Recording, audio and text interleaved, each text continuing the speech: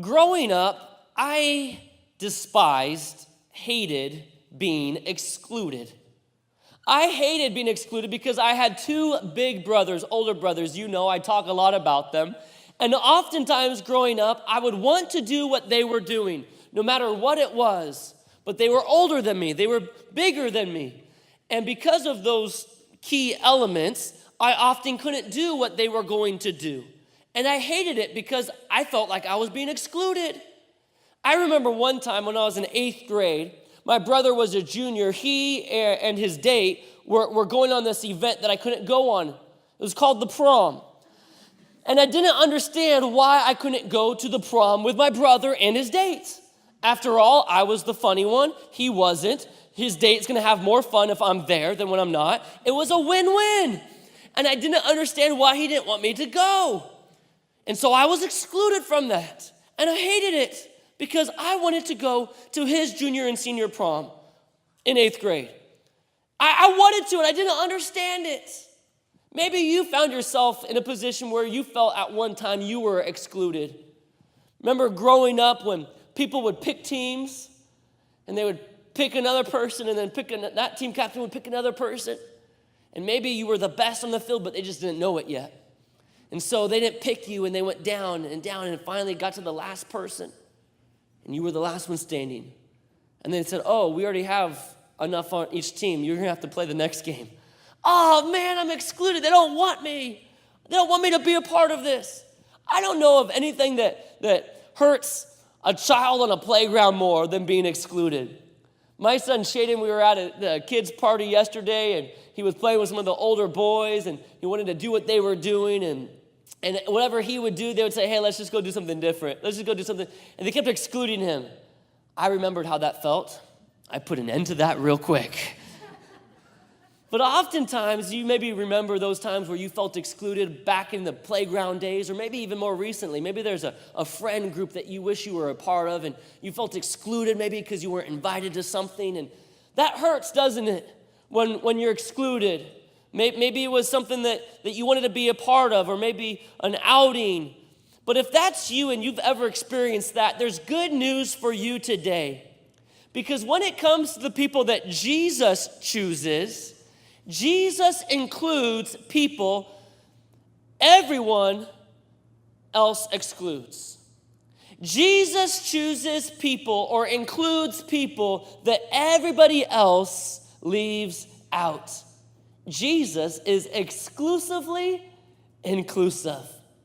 No matter if it's religion or race, no matter the past or social status, no matter what that would exclude people or disqualify people from being a part of other things, Jesus says, I want you. You are invited.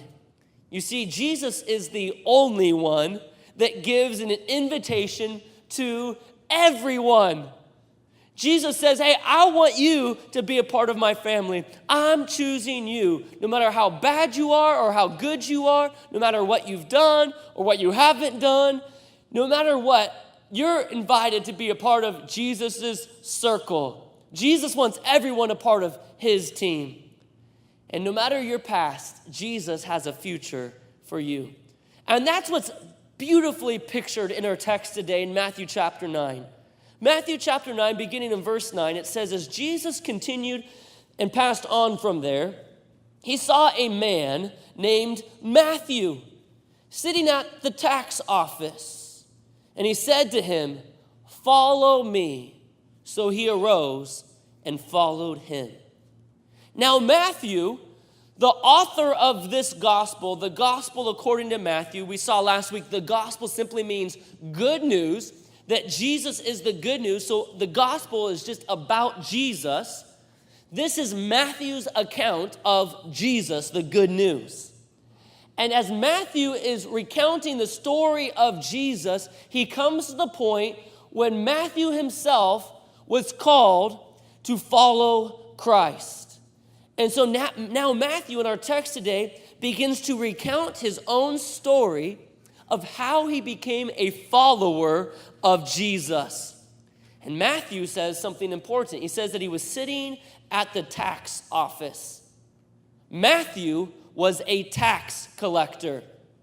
Matthew's name also can be translated Levi. Matthew was a Levite. And if you know anything in the Old Testament, you remember that the Levites were those that were chosen. It was one of the 12 tribes that were chosen by God to serve in the place of worship, the tabernacle that later became the temple.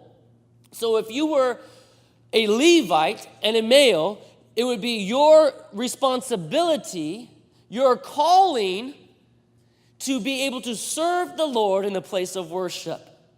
Now Matthew, instead of sitting in the place of worship, sitting in church, so to speak, instead of Matthew being where he ought to be, we see Matthew now sitting at the tax table, collecting taxes.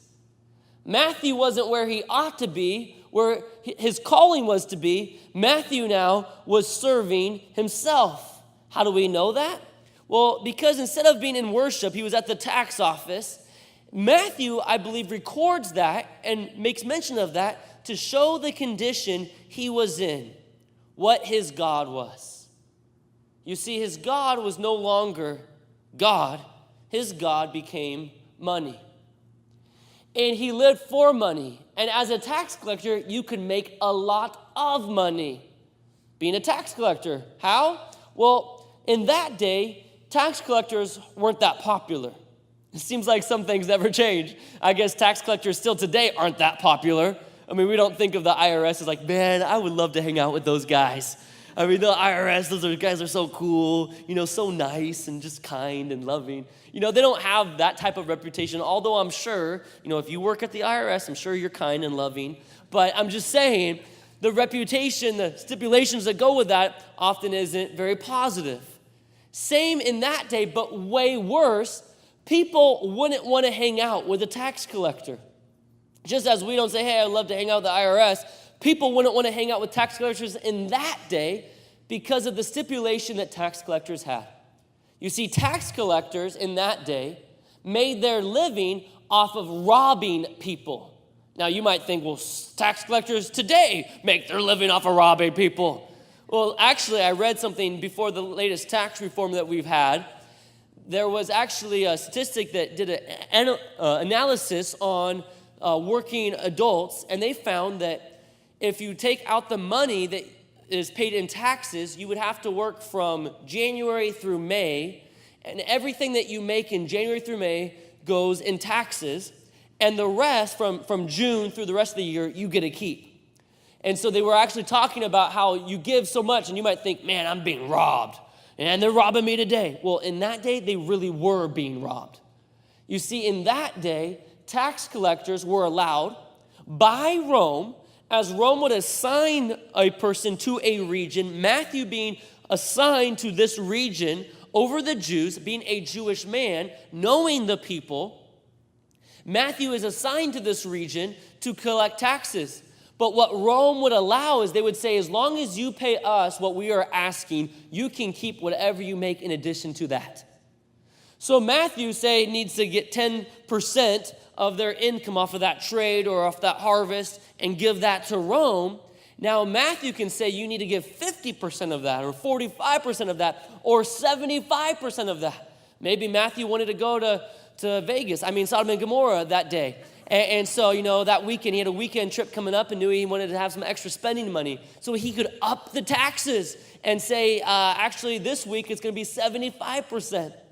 And people knew that that was the custom for tax collectors, that they were given permission by Rome to do that to the people. And so they hated Matthew. They hated tax collectors because they were literally robbed, and their finances that they worked hard for was simply taken under the power of Rome. For this guy who lived extravagant lives, tax collectors would have huge mansions. They would have all that money could buy because they could, whatever they would want, they would just up the taxes and have what they wanted. Now Matthew would be hated, despised, looked down upon. He would be an outcast from society. And because tax collectors were outcast from society, they would often find themselves hanging out with other people who were outcast from society, like prostitutes and sinners, the worst of the worst. Tax collectors, these men that had a lot of money, prostitutes, women who sold themselves for money, they found themselves oftentimes hanging out together, living very licentious lifestyles because of the combination that they didn't have anybody else to hang out with other than this crowd. Now picture that. That's the crowd that Matthew is a part of. That's who he runs with. That's his circle of friends. And Matthew is despised. Tax collectors are looked down upon. They're hated. And because of their wealth and robbing, and not only that, but also Matthew would be despised and hated because he was a Jewish man who was betraying his people, his brethren, his countrymen, his people, in order to serve Rome, who was the enemy of Israel. Rome invaded, Rome conquered, now Rome ruled over the Jewish people, and they hated it. And every time they would have to pay taxes, it was to one of their brothers who was robbing them to be able to pay Rome and to live off of Rome's power.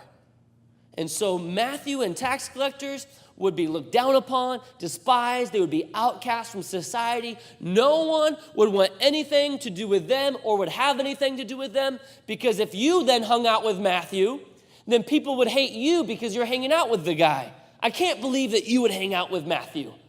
I mean, you know what Matt does to me? I mean, you know how much he took from me for his little Vegas getaway with all those prostitutes, and now you're chilling with them?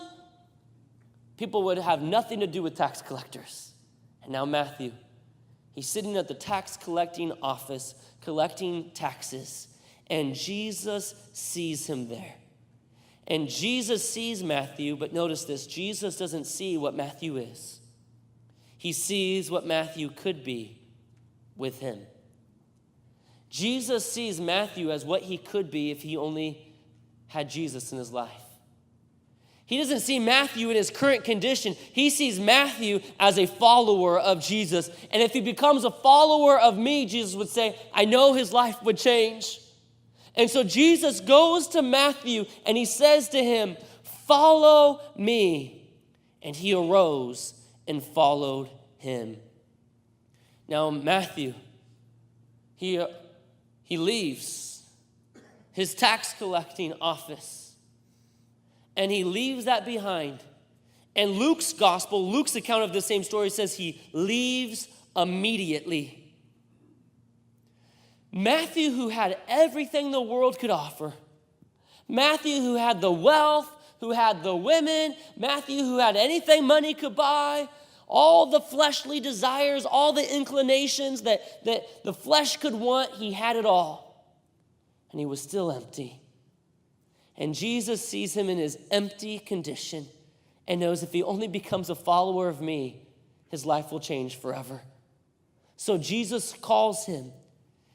And Matthew doesn't say this about himself, but Luke does about Matthew, that Matthew immediately followed Jesus.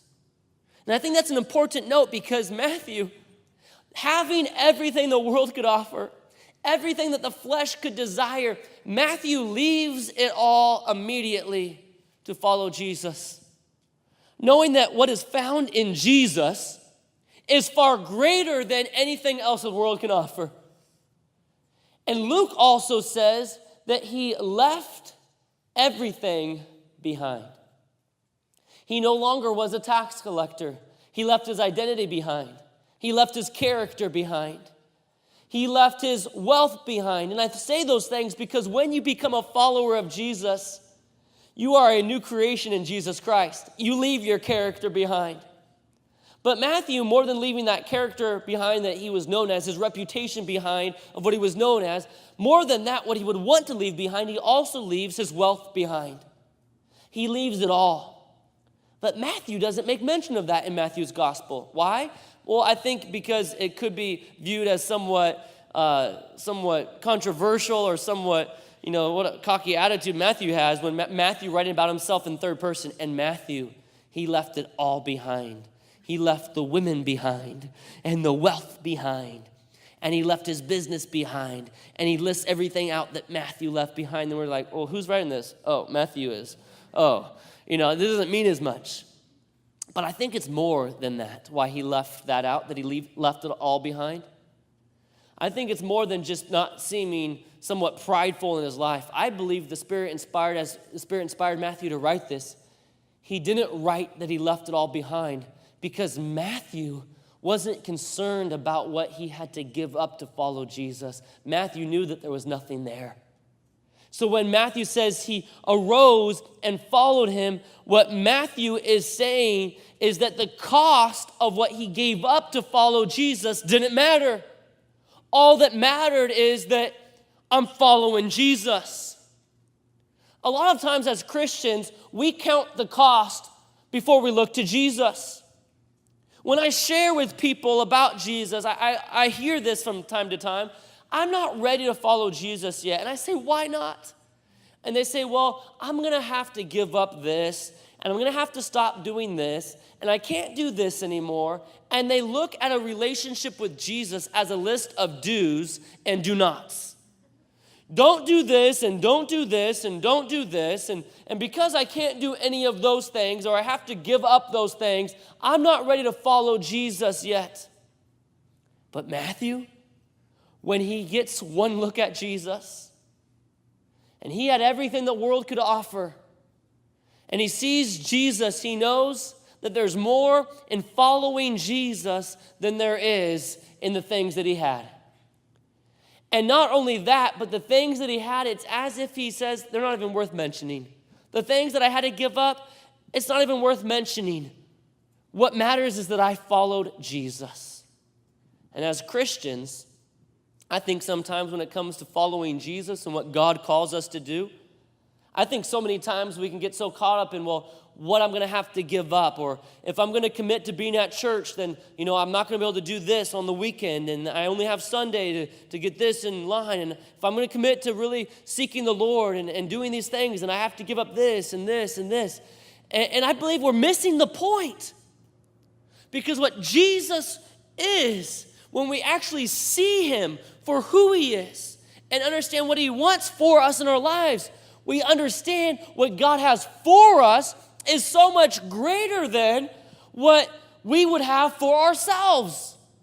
And we miss that. So we miss the blessings. Because I go to church sometimes, on Sundays, if the Super Bowl's not on, or I go to church on Sunday, when I don't have to clean out the garage or get any of the responsibilities. If I can get it all done on Saturday, then I make it to church, sometimes on Sundays. And we don't commit to being at church, or we don't commit to morning devotions because I have to give up 5 minutes of sleep before, to read one chapter.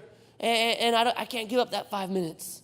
And I can't give up this and this and this to really seek the Lord. And we miss out, church, on the blessings that God has for us in our lives, in who he is and what he will be for us, because we're looking at the things we'll have to give up. Matthew, he simply sees Jesus, looks at Jesus, and realizes nothing else matters. And whatever he would have to give up, he doesn't even mention that because it's not even important to mention. It's not even worth mentioning because Jesus was all that was worth mentioning. That he arose and followed Jesus. And watch what Matthew does. Watch how Matthew, what he does after following Jesus, after immediately becoming a follower of Jesus, a believer in Jesus, walking after Jesus. Look what Matthew does in verse 10. Now it happened as Jesus sat at the table in the house that, behold, many tax collectors and sinners came and sat down with him and his disciples. Now Matthew comes to know Jesus, is a follower of Jesus. And what is the first thing that he does? He goes and he invites his other tax collector buddies, the prostitutes, the sinners, the outcasts of society, his circle, the people that were outcast, and he has a Matthew party. It's what I call a Matthew party. It's a total setup. He invites his friends, these sinners, because now he finds Jesus. Jesus frees him from that life. He knows there's so much more in Jesus than all of that combined. And so he says, I have friends that are tax collectors. I have friends who are prostitutes. I have friends who are living in sin that need to have what I have in Jesus. So Jesus comes into his house and he invites them all over in the hope that they would meet Jesus. I want to introduce you to somebody. Jesus, my friends, this is Jesus, the one who changed my life. And I think as Christians, we need to have more Matthew parties. I think we need to have more dinners at our house where we would invite people that don't know Jesus or that are far from God and invite them over so that we could introduce them to Jesus too. What if we as a church were people that were actively, like Matthew was, going out of our way to see people put on the path of meeting Jesus, bringing people to where Jesus is at, other people in our networks and in our circles that don't know Jesus? What if we were those that would go out? It doesn't have to be a Matthew party, having someone over to your house for dinner. It could be a coffee date. It could be something, inviting someone to get coffee, but it's being on mission. Matthew had a mission. Matthew wasn't just, hey, we're just going to hang out. Matthew was on mission. The first thing that he does is he goes out and he invites these other sinners, because if Matthew could follow Jesus, he knows these other people could find what he found in Jesus. Notice this. In Matthew chapter 8, 2 weeks ago, in verse 28 through 34, we see Jesus go out of his way in that story to go a way that no one else could pass. It says in Matthew chapter 8, verse 28, that these demon-possessed men were so fierce that no one could pass that way. And now we see Jesus going that way. Jesus went out of his way to go a way that no one else would go in order to reach people that were far from him. And so he goes out of his way so that people would be put in his pathway. And then following that story we saw last week, 4 men go way out of their way to carry a man who was paralyzed in his bed, to carry him to Jesus in his bed. And they went out of their way to carry him. They went out of their way to expend their energy to bring him to Jesus in Matthew chapter 9, verses 1 through 8. And now the next story, we see Matthew going out of his way in our text today, making a way for his friends to come to know Jesus too. You see, when one sinner comes to know Jesus for who he is and experiences Jesus Christ personally, that person ought to be one who responds in reaching his community. What are ways that we can reach our community? What are some ways that you can reach people in your circle, that you can put people on the path of meeting Jesus? Matthew, his was to have a little get-together and invites Jesus over and these people over to introduce people to Jesus. And Jesus was on a mission to reach them. Matthew on mission, Jesus on mission. You see, we are to be channels of God's love, not reservoirs. We ought to be channels where God gives us his forgiveness, his love, his mercy. That ought to be flowing through us into other people's lives. But often what happens is we so enjoy the forgiveness that we have. We so enjoy that we are saved. We so enjoy God's love that we get filled to the brim, and so we make it bigger reservoir, and I want to hold more of this, I want to hold more of this, I want to hold more of this, and we are so filled with it. We're filled to the brim, but we never start pouring that into other people's lives. The quickest way to die spiritually is to become a reservoir, where you hold all that God has done for you, and you never pour it out. We talked about that recently with the Dead Sea. The reason why the Dead Sea is dead is that there's a massive inlet called the Jordan River that flows into the Dead Sea, but there's no outlet from the Dead Sea. And so although hundreds of thousands of gallons of water that pour in, fresh water, pour into the Dead Sea, it doesn't matter how much water pours in, it continues to get more salty and more salty, killing everything that was coming into the Dead Sea. No bacteria, no fish, no amoeba can live in the Dead Sea because of the salt concentration of the water. Why does that happen? There's no outlet.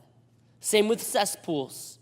Have you ever seen a body of water that was gathered from maybe rain and it sat there day after day, week after week, and it begins collecting bacteria and green mold and stuff starts growing all over it, and mosquitoes are always flying around it, and it's just nasty, it's just disgusting. How does that happen? There's no outlet.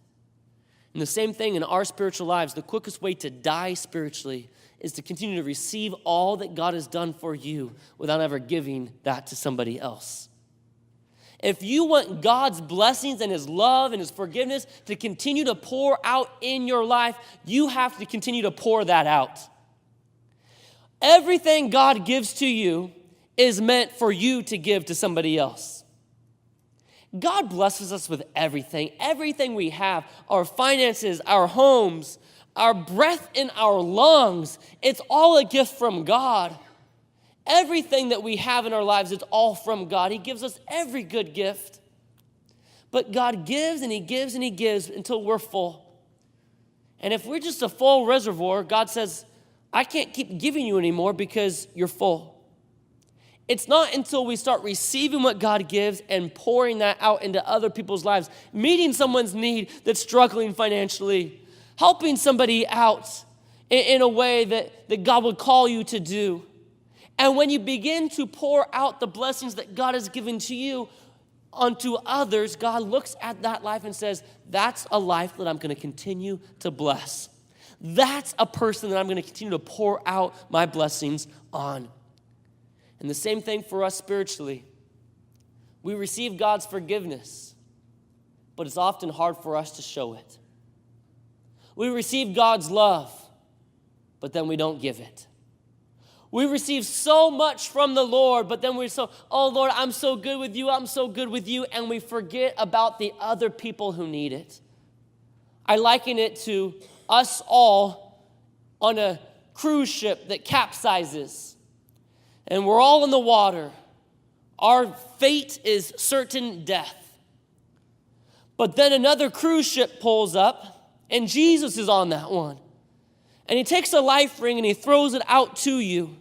And you grab hold of that. And he pulls you out of the ocean that the Bible likens to our lives in sin as drowning in an ocean. And so he pulls us out of that sinful life, drowning in the ocean. He sets us up on a solid foundation, our rock, Jesus Christ. And now we're on the cruise ship. We're thinking, man, this is great. I'm saved. I'm no longer out there drowning. I'm here safe with Jesus. This is amazing. And we go in and we get lunch. We get some entertainment. And we go to the all-you-can-eat buffet for dinner on that cruise liner. And we go down the water slide. We swim. And we quickly forget everyone else that was out in the water with us. Instead, we ought to be those as Christians that when we're pulled onto that solid foundation, the first thing we do, like Matthew does, is he says, give me another life ring. And he starts throwing it out too. Jesus, you're throwing it out. I'm going to be throwing the life ring out too and seeing how many I can pull to you, how many I can bring to you. I'm not going to get so caught up with the all-you-can-eat buffets. I'm not going to get so caught up with the entertainment. I'm not going to get so caught up with the water slides. Lord, those things are good, but let's get all these people out of the water first. That needs to be my primary focus. That needs to be my primary goal. Lord, let's see these people who are drowning be brought onto the solid foundation. And as we see, the word says that people are drowning in the sea of sin. We ought to be Christians like Matthew, having Matthew parties. We ought to be Christians that are reaching out continuously. And I think there's a very real danger, especially if you've been walking with the Lord for any length of time. If you've been walking with the Lord or you grew up in the church, we can very quickly forget we weren't always this way. I think especially for those who've been walking with the Lord for maybe 10 years or 20 years, now you're a new creation, God makes you new, and I think we're the first ones to forget who we really were. Because we just think of ourselves, we've been this way for so long because God's changed our lives, we forget who we used to be and who we used to be that with. We forget the circles of people we used to be in. We forget those people, and they're no longer our focus and our primary goal to reach them. That's why I think people that are new to Christ or give their life somewhat recently to Christ are what's the greatest gold in a church. Because those are the people that are most passionate because they remember I'm no longer who I used to be. I'm new in Jesus Christ. But I remember yesterday who I was before I met Christ. And I remember the people that are still there. But the longer time goes, I think we have a propensity to forget people or to think, I can't believe those people like that live their lives that way when we were the very ones that were doing that same thing. And so Matthew, he reaches out. And God puts it on his heart to reach those sinners, those tax collectors. But notice, whenever God puts something in your heart, there will always be others who question it.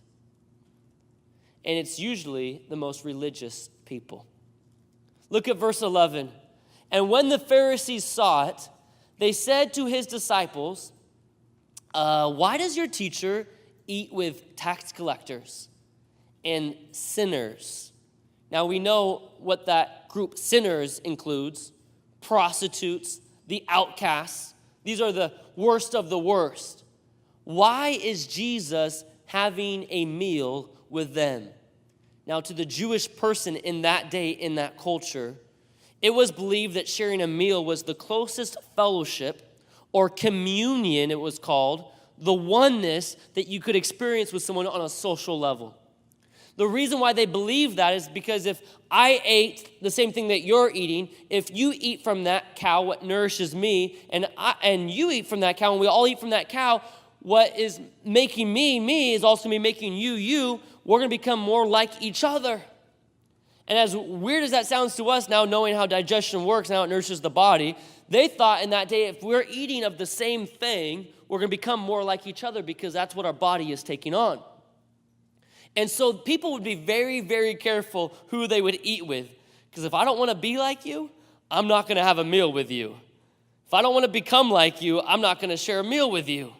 And so now they're seeing Jesus share a meal with the worst of the worst sinners, prostitutes, tax collectors, outcasts of society, the people that no one else would include. And they're wondering, these Pharisees, who are the most religious people, why Jesus is doing that. But Jesus was sharing a meal with them, not to become more like them, but that they could become more like him. And the people that were questioning it were the Pharisees. Now, the Pharisees in that day were the religious leaders. These were the ones that kept every jot and tittle of the law, every fine, minute detail of the law. They did it perfectly. So when they walked through the town, they would take their jackets and they would wrap their robes up really tight. That way, one of their robes wouldn't rub against somebody that was unclean, thus making them unclean too. So they would keep to themselves and tuck their arms in like this so no one could touch them. I'm untouchable. Don't touch me. You're dirty. And not only that, they would keep their heads on themselves, their eyes down at their feet, heads down, looking and focusing on themselves, lest they look up and see a beautiful woman, have a lustful thought, and now are committing a sin. So they would keep their heads down, their jackets and arms tucked together, and they would shuffle their feet as fast as they could to get through the town. So they became known as the bump and stumble men. And the reason why is oftentimes they'd be looking down and shuffling their feet so fast in a hurry to get through the crowd, they would run into walls and pillars and fall over. I mean, that would be great to watch, wouldn't it? Just some guy running into a wall. I mean, that's, I guess, what we do on YouTube. We just watch stuff like that all day. But these guys were known as the bump and stumble men because they were untouchable, wanted nothing to do with these sinners, the religious people, the religious leaders. And now the religious people are the ones that are looking at Jesus, who's on mission to reach the lost, thinking, how could you have a meal with them? The religious people who are the ones that said, Lord, thank you for not making me like that bad sinner, like that man over there, pointing their finger. Lord, I'm thankful I'm not as bad as that guy. Thank you for not making me like him.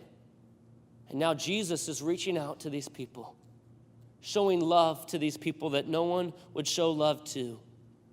And now Jesus, as he's eating with sinners, he's breaking religious laws in order to reach the outcasts. Do you know Jesus often would break religious culture, religious rules, religious tradition in order to minister to the individual. Jesus healed the blind man on the Sabbath day, and he broke the law because he got down, spit in the dirt, and made mud. Making clay was against the rules because that was work on the Sabbath. Why did Jesus spit in the dirt and rub that on the guy's face? When just a few chapters previous, Jesus pronounced a word of healing to another blind man and said, "Be healed," and his sight was restored. And to another man, he touched him and said, "Be healed," and his sight was restored. Why did Jesus have to bend down and make dirt, clay in the mud? Simply to break the rules. So that ministering to the individual, caring about a person, is more important than these man-made religious traditions. And so Jesus often would break the rules, overturning the money changer tables in the temple, forgiving people's sins, thus bypassing the temple sacrifices to be forgiven of sins. And the religious leaders of the day hated Jesus for it. They were outraged by his behavior. And their conclusion was that Jesus is a friend of sinners. Jesus. And Jesus goes, "Oh, you want to slander me by saying I'm a friend of sinners? I'm going to take that and make that my motto." I like that. There's a good ring to that. That's going to be my slogan. Jesus, friend of sinners. And then throughout the Gospels, what the Pharisees intended to slander Jesus. You're a friend of sinners. And Jesus goes, "You got that right. I am a friend of sinners." So much so in Matthew chapter 11:19, he's described, when they talk about Jesus, the description of Jesus, they say, "A friend of tax collectors and sinners." He now has a reputation about caring for people that no one else would care for. One of the clearest features of the life of Jesus is the way that he included people that everybody else left out. Jesus included criminals, the thief on the cross, the people who were unclean, who weren't allowed to come into the temple because of their uncleanliness. They didn't keep the rituals, the traditions, the rules. The people who were outcast from society, Samaritans. Jesus went to the woman at the well at the noon hour. Why was the woman at the well to do heavy lifting at the noon hour in the heat of the day? Because all the other women would go in the morning to get the water for the day. And then if needed in the evening, she went when no one else would be there because she knew that she didn't belong. She was an outcast. And who shows up at that moment? Jesus does, to the woman at the well, the Samaritan. Gentiles. That Jews thought Gentiles existed only to be the fuel for hell. Jews believed in that day that Gentiles only were created and existed to keep the fires of hell burning. And Jesus now not only comes for Jews, but for Gentiles.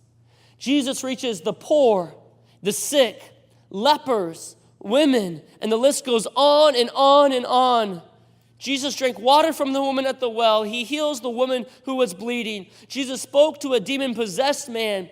And Jesus over and over and over again shows that he comes for sinners like you and sinners like me. That Jesus truly is exclusively inclusive. And I hear people say, well, I can't come to Jesus after what I've done. You don't know what I've done. When I share with people, I often hear people say, you don't know my past. You don't know what I've done. I don't know if I can come to Jesus after what I've done. And I simply say, that's just because you don't know Jesus. You need to know Jesus. If you only knew Jesus, that's the problem. You don't know Jesus. If you knew Jesus, you would know that he's a friend to everyone. His arms are open, that he's inclusive. Who would ever come is welcome into the family of God. Jesus was always defined by his mission on the basis of who is included, not who is excluded.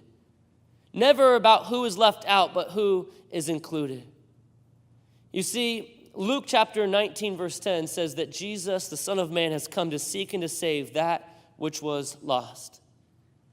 And whenever we go out of our way to reach people that are lost, doing things that might not be conventional, there will always be people, even the religious people, who question it. I remember years ago we did an outreach event called Extra.